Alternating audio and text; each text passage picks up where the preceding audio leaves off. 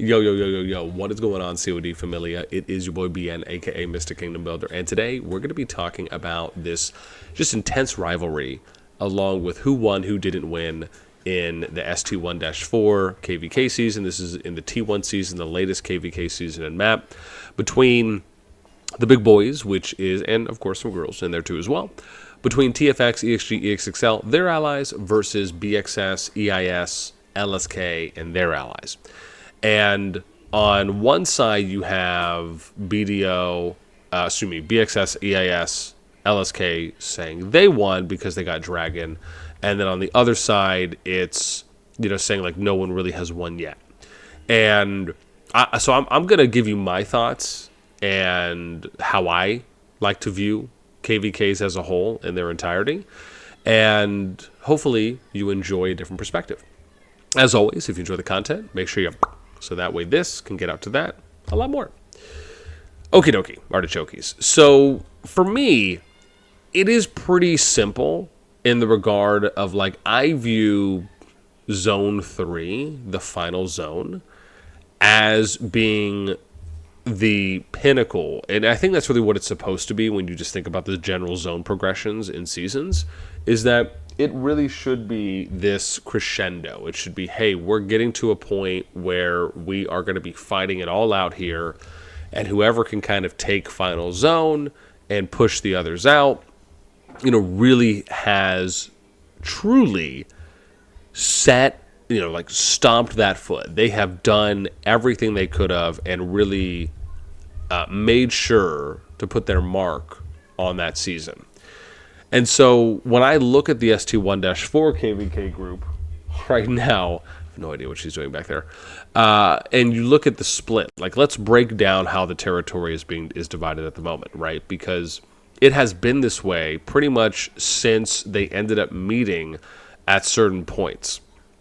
So you end up having three primary chokes or points of interest, we should say, at this moment in time as she's tearing down papers. We have the level 4 Spire here, which you can see, again, right, this is the one that the TFS, CXG, EXXL side was able to take from, I believe it was EIS who had it, or BxS, excuse me. And then, oh, my tongue are killing me. And then you have the T-choke, which this is pretty prominent. And this is the one where it's just a bunch of towers, bunch of keeps, turrets all around. No one has really pushed either side in where you've seen kind of significant removals and have been able to kind of gain territory space, right? There was multiple pushes from the TFS side. There was multiple pushes from the TFS CHG side. There was multiple pushes from the BxS EIS side as well. But no one's really established any foothold, right? And then you get to the southern side. Now, the southern side is interesting. I actually somewhat give the southern side a little bit more in favor of the TFS, EXG, EXXL side, and I'm going to give you specific reasons why. Even though BxS, EIS, LSK has been able to recover the ground and push, context here really matters. And again, I'm going to give you context from me as a observer watching. So in the beginning, when the southern side was getting pushed, we were saying that this could really be a big determining factor on how the season played out, right? And so what you may remember is that there was EXG, there was EXH, or if this was EXXL, someone, and there was two of these alliances that were pushing LSK. So LSK is here in yellow. You'll notice that LSK's territory has been removed. This is important, and we're going to get to that in a moment. But initially, two alliances were pushing one, and I don't know exactly what the power differential was at the time, but they were probably punching a little bit more above their weight class, at least from how it looked. With that in mind, they pushed all the way down here to level 4 Spire, and then ended up going west. And basically were able to push them to the top of this ramp, right?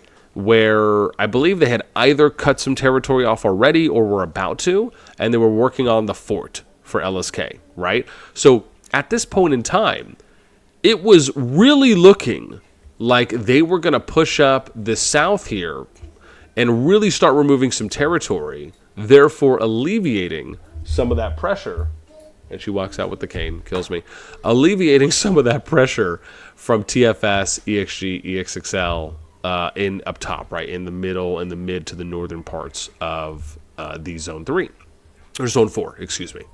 And so then you ended up seeing BxS and EIS come down south to support, right? They were already, I think they were already building down south at that time, but they really weren't putting too much support down there until LSK was getting pushed. And now you end up seeing them putting their territory here, and now this is kind of where the stalemate is, right, which is at the bridge.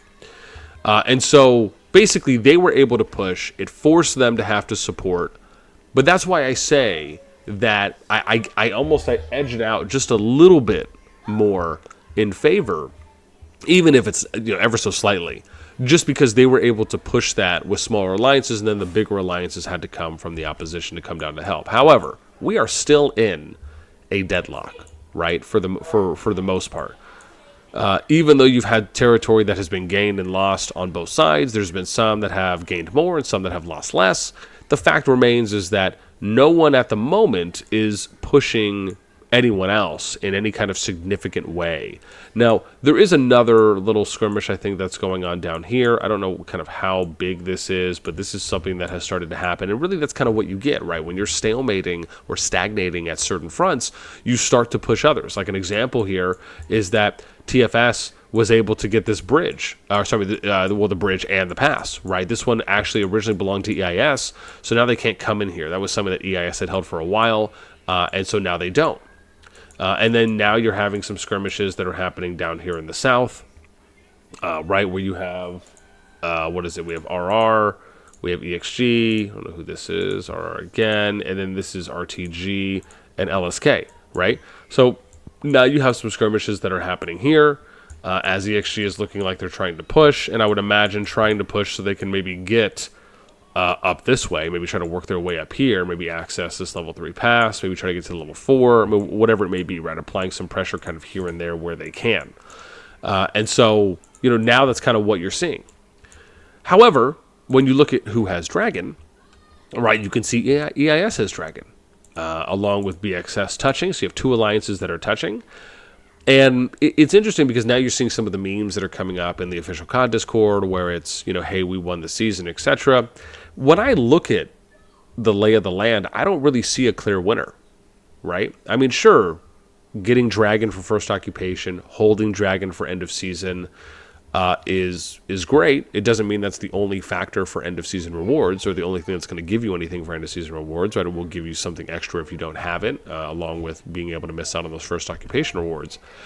But at the end of the day, honestly, with I think how big TFS and EXG and just some of the other alliances are, right, you could say that some of those rewards aren't as massively impactful as when you're looking at winning the season as a whole, holistically. So, or holistically, we should say.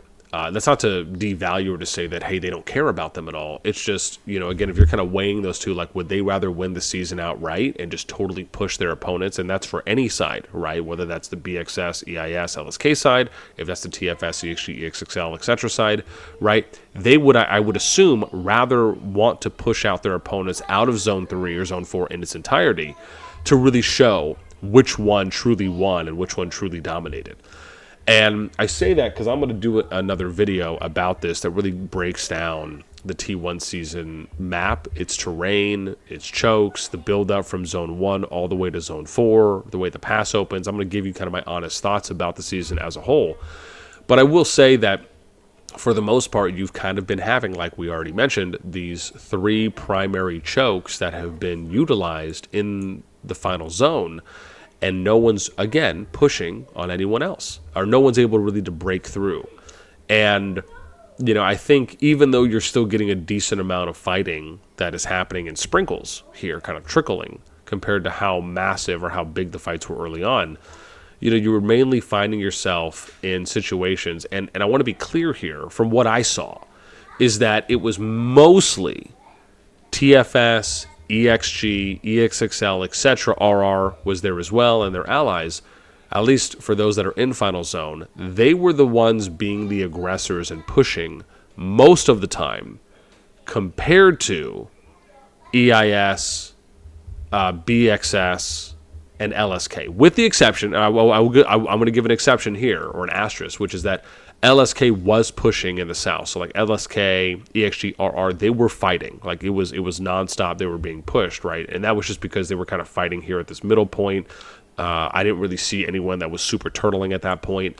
However, when EIS and BxS ended up getting to this T-choke, it was just like a heavy turtle, right? It was like, we made it here, let's just turtle, all we have to do is defend.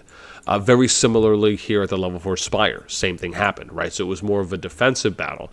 And there's nothing wrong with that. We're not saying that that's a bad way to play at all.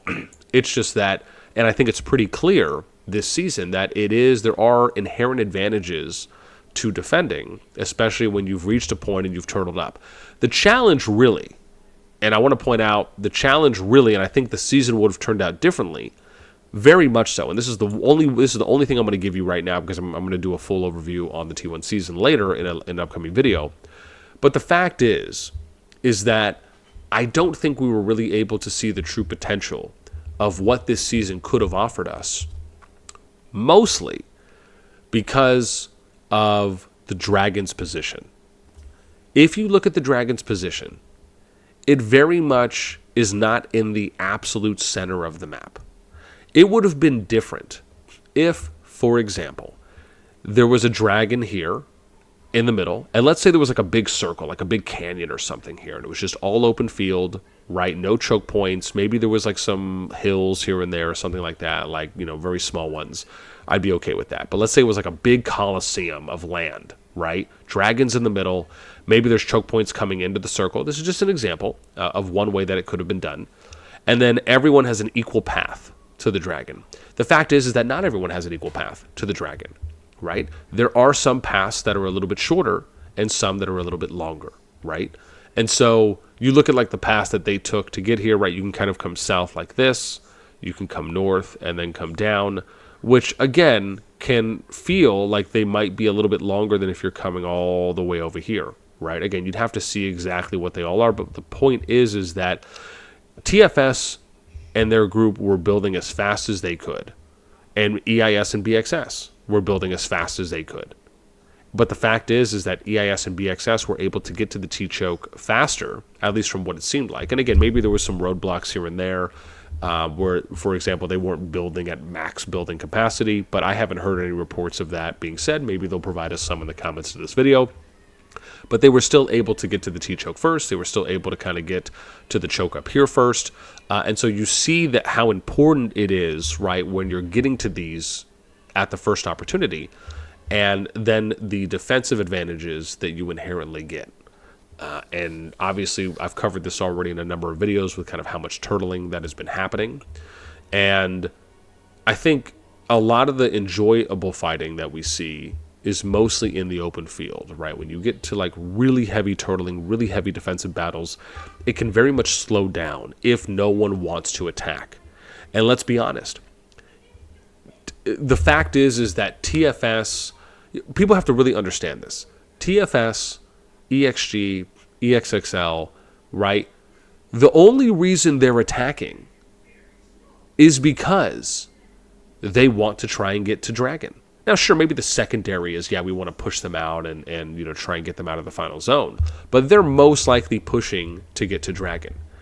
If, for example, the Dragon was in the middle, and there was like a big circle, there was multiple chokes that went in to this, and everyone was going, everyone would be fighting purely in the open field, right, in a fair way where everyone has an equal opportunity to get to it.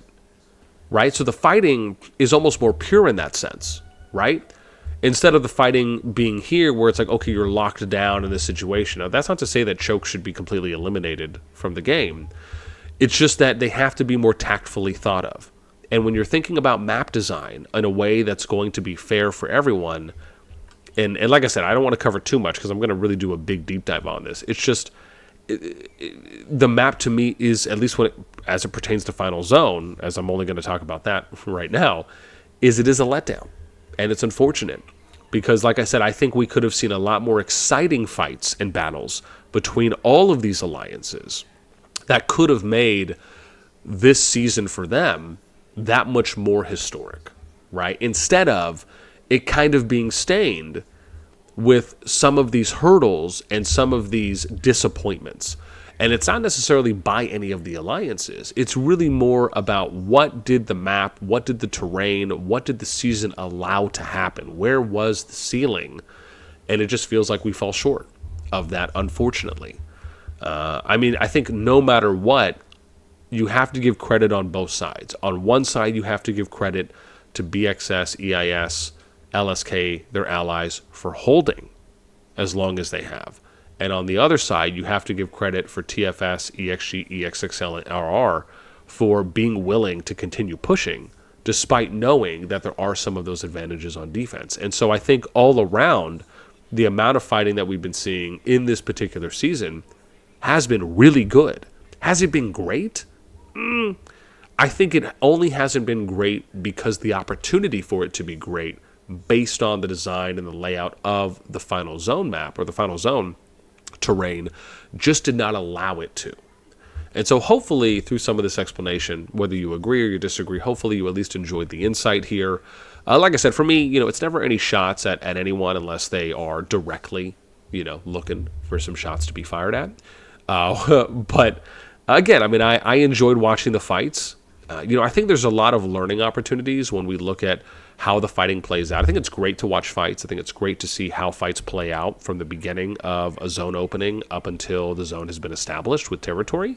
But then at the same time, I think it's really important for us to have some good objectivity when it comes to assessing how the map factored into these things, so we can look at what those opportunities for improvements are in order to make the PvP a lot better. Because I think there's still a good room for growth that we can continue striving for and can eventually get to if we just make some of these adjustments. Again, I'd love to know if you agree, like I said, or disagree with that. Let me know your thoughts in the comments down below. That's going to do it for me. As always, until next time.